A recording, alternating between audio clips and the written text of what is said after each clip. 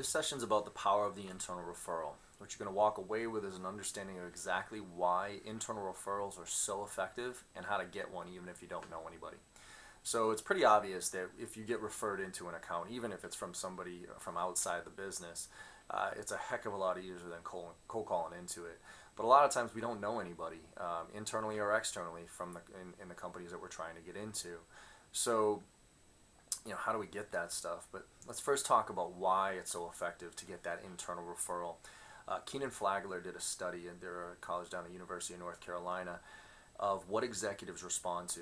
And what they came up with was 84% of the time executives respond to internal referrals. And it dropped down to 44% of the time for external referrals, which is still pretty good, but there's a huge delta there. And we were curious on why that big delta, so we asked and we called them up and said, hey, just out of curiosity, why such a difference? And they used a lot of words to describe trust, pre-qualified, but the one that really stuck out was obligation. There was an obligation to follow up with an internal referral.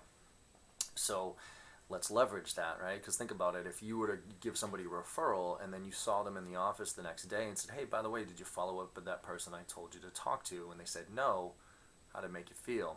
Nobody wants to feel like that. So you need to leverage that obligation, but how do we get one when we don't know anybody, right? You look at LinkedIn, you look around, see if you know anybody, but if you don't, what do? It's actually not that difficult. It's all about not selling. I know it sounds kind of counterintuitive to sales, but here's the deal. Find something out about an account, right? Some sort of trigger event. We've talking about these all through these different video sessions, but figure out the different trigger events that might facilitate you reaching out to somebody. So you find something on their website, they opened up a new office, they launched something else, whatever, and send an email to the top level, C-level executive, CEO, CFO, CIO, whatever, and say, hey, you know what, I was doing some research on you guys, I noticed this, prompted me to reach out to you because of this, there's some sort of connection here, now here it is. Who is the best person to speak with about these solutions? So if you keep your emails and voicemails and direct calls to executives very short, sweet, and to the point, make it about them, and don't ask them for anything other than something very easy for them to give you, which is a referral, because executives love to delegate, and if they can just outbox very quickly, it usually comes pretty quick. On our end, we average about a 20% response with this approach.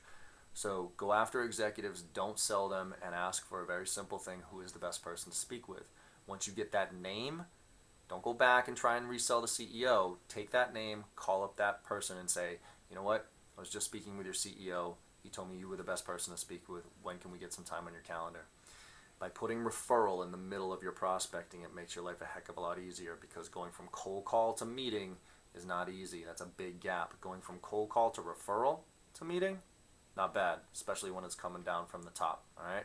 So again, in conclusion, power of the internal referral. 84% of the time executives respond to it.